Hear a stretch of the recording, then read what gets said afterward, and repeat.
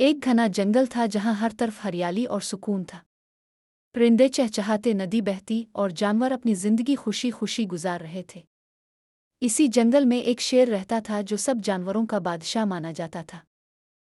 मगर ये शेर अजीब था, वो कभी किसी को नुकसान नहीं पहुंचाता था।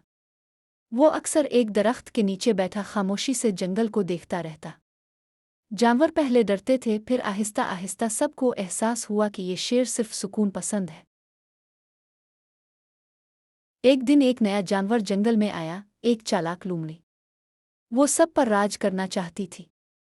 इसने दूसरे जानवरों को अलिफाक्साया, शेर तो सोता रहता है, अब हमें अपना नया बादशाह चान लेना चाहिए। सब ने कहा, शेर कभी हमें नुकसान नहीं देता, वो तो हमारा मुहाफिज है।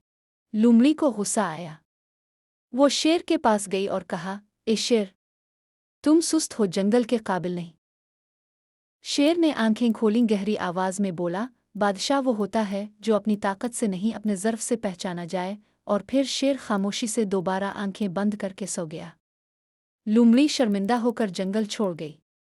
और शेर, वो हमेशा के लिए जंगल का पसंद बादशाह रहा।